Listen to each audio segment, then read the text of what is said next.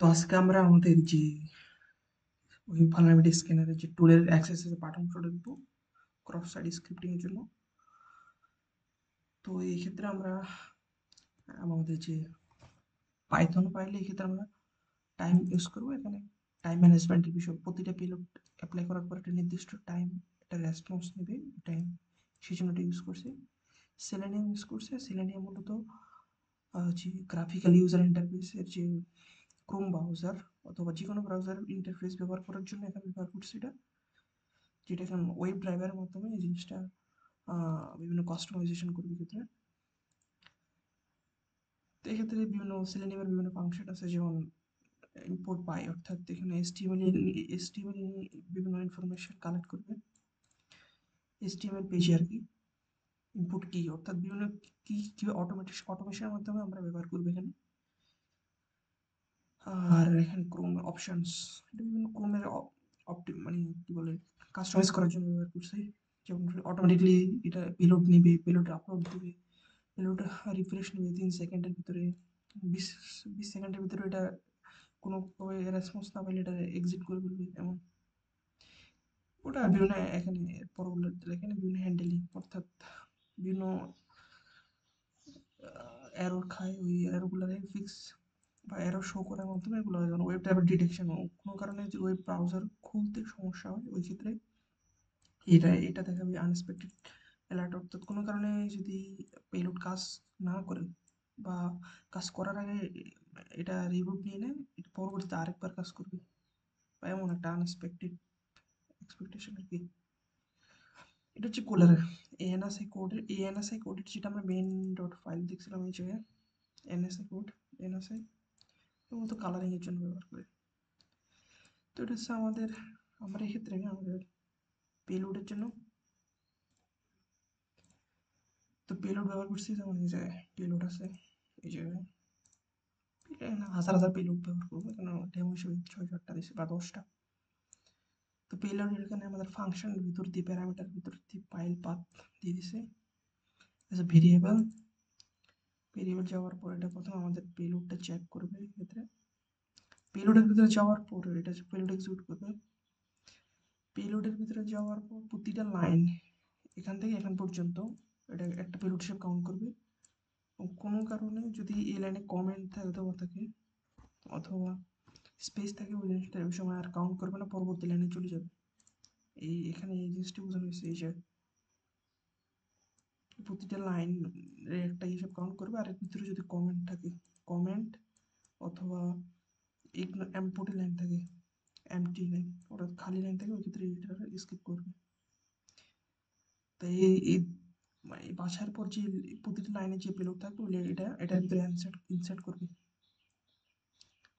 তো এর ভিতরে যদি যদি আমরা কোনো কারণে এই পেলোড ডট টিএক্সটি না থাকে, তখন এটা দেখাবে। যদি কোনো কারণে এটা অনুপস্থিত থাকে, কোনো কারণে এটার অ্যামাউন্ট বেশি হয়ে গেলে বা কোনো কারণে এটা এক্সটেনশন পরিবর্তন হয়ে গেলে, তখন এরর লোডিং বা বিভিন্ন জিনিস দেখাবে।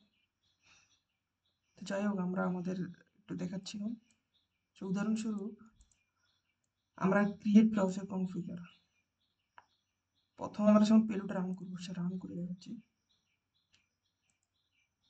এইখানে একটা আছে,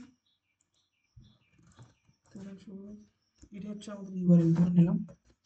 যখন আমরা এন্টার করবো একটা ব্রাউজার ওপেন হচ্ছে, কিন্তু ওপেন হচ্ছে। এখন ওই ব্রাউজারটা বানানোর জন্য এই ক্রিয়েট ব্রাউজার ব্যবহার করছে, যেটা সেলেনিয়াম আর ওয়েব ড্রাইভার মাধ্যমে ইউজ করছে আর কি।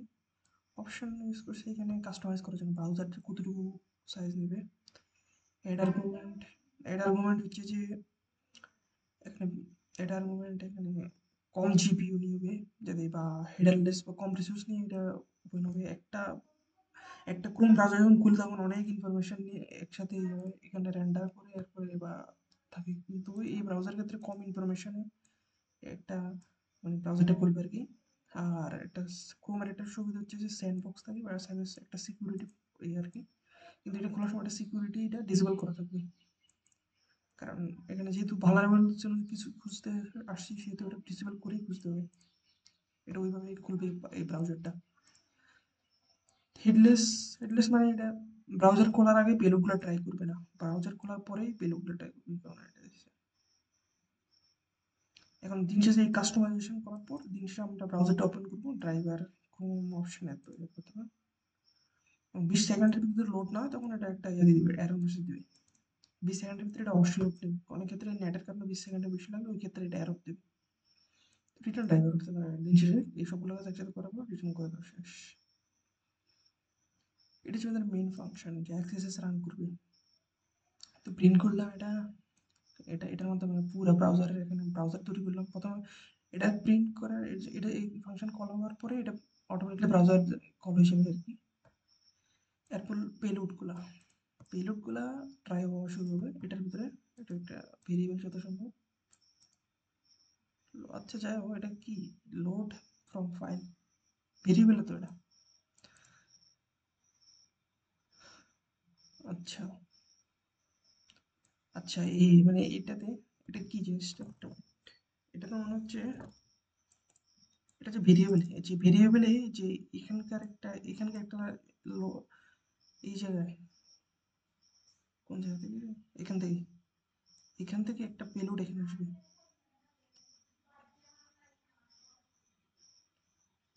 এই জায়গায় পেলোড আসার পর যদি না আসে তখন এই মেসেজটা দিবে যে পেলোড আসে না বা এক্সিটিং এমন কিছু একটা দেবে। এই আর কি। আর যদি পেলোড এসেছে তখন এই জিনিসটা করবে ড্রাইভার। ব্রাউজার ওপেন হওয়ার পর এটার ভিতরে ইউআরএল দিয়ে দিবি, ইউআরএল অর্থাৎ আমরা যে ইউআরএলটা এন্টার করবো এই ইউআরএলটা দিয়ে দিই, লোড নেওয়া শুরু করবে। এবং আমাদের যে ইনপুট এলিমেন্ট আছে এটা দ্বারা আমরা আমাদের পেলোড, আমরা আমাদের একটা অ্যাক্সেসেস একটা ফাইন্ড করা হোক যে কোনো প্রকার কুয়েরি বা সার্চ অপশনে গিয়ে, অর্থাৎ একটা ইনপুট দেওয়ার একটা জায়গা থাকবে সার্চ বা কুয়েরি। যেমন আমরা যদি বিবেচনা করি একটা ওয়েবসাইটে এখানে একটা সার্চ দেওয়ার অপশন, যে কোনো সার্চ দেওয়ার অপশনে এই কুয়েরিটা কাজ করে, এলিমেন্ট ওইটা ইনপুট দেবে আর কি। যদি কোনো প্রকার ইনপুট দেওয়ার জায়গায় না থাকে তার মানে ইউআরএলটা মানে ইউআরএলটা অ্যাক্সেসের জন্য না, অ্যাক্সেস করা যাবে না, তো ওইটাই শো করবে।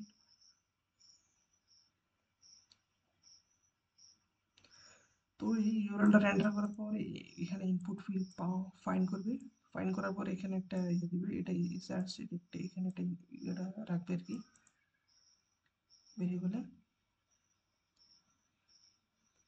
তারপর একটা করে শুরু করবে, যেমন যতগুলো দিন এখানে টেকনিক্যাল দেখতে গেলে 10টা পেলোড আছে।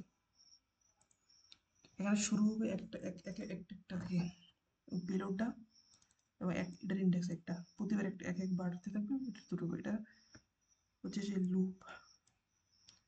তো প্রতিবার ট্রাই করার পর এটা এখানে ইন্ডেক্স দেখাবে, ইন্ডেক্স 1 থেকে শুরু হয়েছে 1 2 3 এমন ভাবে। লেংথ হচ্ছে কত 10 দেখাবে এখানে। পেলোডটা দেখাবে যে পেলোডটা কাজ করেছে, মানে এই পেলোডটা কাজ করলে এই পেলোডটা দেখাবে। তো এর ভিতরে পেলোডটা যখন রান করতেছে তখন কি করবে, যে সার্চে যে ইনপুট একটা অপশন আছে, এই যে কোনো কিছু যদি এখন দেওয়া থাকে এটা প্রথমে ক্লিয়ার করে নেবে। ক্লিয়ার করার পর এটা পেলোডটা এখানে দিবে, যে এই পেলোডটা এখানে দিবে, দেওয়ার পর কি কি রিটার্ন বাটন, অর্থাৎ রিটার্ন এখানে গো বাটন আছে, ক্ষেত্রে যে বাটন থাকে চাপ দিবে। তুমি 3 সেকেন্ড ওয়েট করবে রেসপন্স নেওয়ার জন্য। রেসপন্স পাই গেলে এটা পপ আপ দেবে, পপ আপের জন্য এই অংশগুলো এইগুলো ব্যবহার করছে। যখন পপ আপটা এখানে পাওয়া যাবে, এই জায়গায় অ্যালার্ট মেসেজ পাবে, তখন এটা অটোমেটিক্যালি ক্লোজ করে দিবে এবং এটা ধরে নেবে যে এটা কাজ করছে, অর্থাৎ আমাদের অ্যাক্সেস পয়েন্ট হয়েছে, এবং পেলোড দিবে, পেলোডে ট্যাক্স দিবে, যে ট্যাক্সটা এখানে ভাসে উঠছে আর কি। তো এটা সেভ করে রাখবে একটা ইয়েতে আর কি, ভেরিয়েবলে বা ডিকশনারির মতো বলা যায়, বা ভেরিয়েবল ধরি। তো এখানে সেভ করবো, কারণ একটা শেষে একটা আউটপুট দিতে হবে যে এই পেলোডগুলো কাজ করছে। এক্সেপশন কোনো কারণে কাজ করে নাই, তো এটা এক্সেপশন, নো অ্যালার্ট পাউন্ড বা পাউন্ড করে নাই তখন এটা দেখাবে, আর পাউন্ড করলে এটা দেখবে, খুঁজে পেলে এটা দেখবে, খুঁজে না পেলে এটা দেখাবে। আর এরপর রিলোড করে নেবে, যেহেতু একটা পেলোড ট্রাই করা শেষ, এটা অটোমেটিক্যালি রিলোড করে নেবে, এটা অটোমেটিক্যালি এমনি রিলোড করে দেবে। রিলোড করার পর এটা অটোমেটিকলি আবার একটা পেলোড দিবে, আবার গো বাটন চাপ দিবে এবং পপ আপ আসছে কিনা এটা চেক করবে। এটার জন্য এগুলা। আর এমন ঘুরতে ঘুরতে কোনো সময় যদি ইনপুট বাটন খুঁজে না পাওয়া যায়, তখন এটা এই জিনিসটা দিবে যে ইনপুট বাটন খুঁজে পাওয়া যায় না, শেষ, এখানে এটাই শেষ, ব্রেক করে দিবে। এর ভিতরে যেহেতু আমরা সেলেনিয়াম ইউজ করছি, যায় সেলেনিয়ামে যখন ব্রাউজার এরকম জিপ গ্রাফিক্যাল ইউজার ইন্টারফেস ব্রাউজার অনেক ক্ষেত্রে মানে রেসপন্স দিতে দেরি করে, তখন আনএক্সপেক্টেড এক্সেপশন নামে একটা এক্সেপশন হ্যান্ডেলিং এটা করা হয়েছে যে, কারণ ওই যাতে ওই যে জিনিসটা মিস করছে ওই জিনিসটা আবার কাজ করে, মানে এই জিনিসটা আবার কাজ করে কোনো কারণে যদি যে মিস করে ফেলে। তো যাই হোক, আর এটা হচ্ছে যে কোনো কারণে যদি ব্রাউজার মাঝখানে বন্ধ করে দেয় তখন ওই জিনিসটা এরর দেখাবে, পেলোড। আর এই দিন শেষে এটা কুইট করে দেবে, বাইরে পেলোড ট্রাই করে শেষ, সুন্দর মতো ব্রাউজারও বন্ধ করে দেবে, শেষ। এই যে ওয়েব ব্রাউজারের ব্রাউজার যখন খুলতে সমস্যা হয় তখন এটা দেখাবে আর কি।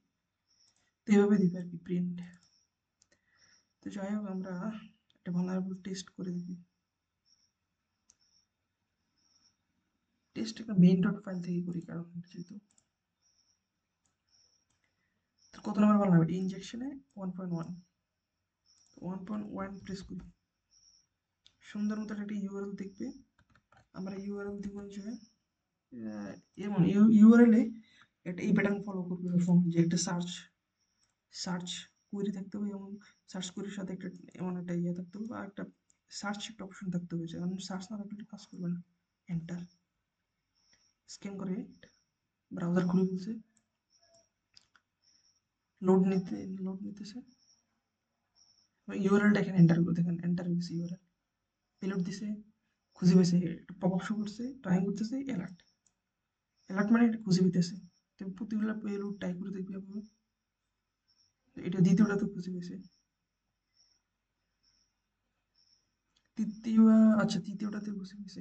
যেহেতু এটা আমাদের একটু দেখেন এক্সেপশন হ্যান্ডেলিং বা ওই এরর যে মেসেজ শো করতেছে, ওই এরর মেসেজ বিভিন্ন গার্বেজ ভ্যালু বা কোন বিভিন্ন হিডার বিভিন্ন।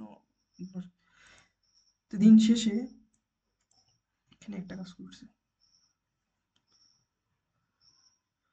এখানে অ্যালার্ট মেসেজ দিতেছে, কিন্তু একটা খেয়াল করবেন আনএক্সপেক্টেড অ্যালার্ট, এই জিনিসটা দুইবার হচ্ছে, কারণ ওই আমরা যে এই জিনিসটা ব্যবহার করছি আনএক্সপেক্টেড অ্যালার্ট নামে একটা যে অপশন ব্যবহার করলাম, যে এটা এটার কারণে অনেক ক্ষেত্রে স্কিপ করে গেলে এই জিনিসটা আবার এক্সিকিউট করে দেবে।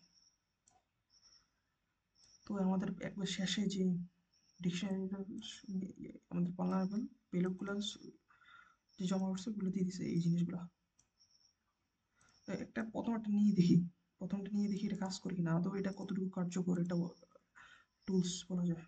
তো নিলাম। তো যারা অ্যাক্সেস ফাংশনালিটি জানে ওরা জানে যে এই জিনিসটা কীভাবে কাজ করে। তারপর তো এটা বলতেছে না, এটা ক্লিক করবো, এটা কি করছে, যেটা কাজ করে কিনা দেখতে পারবো। দেখেন একটা পপ আপ শো করছে, এটা হিসাবে এটা একটা ভালো লাগবে, এটা এখন এটার বাগ বাউন্টি অনেকটা আছে। যাই হোক, এইভাবে আমাদের এটা কাজ করে আর কি।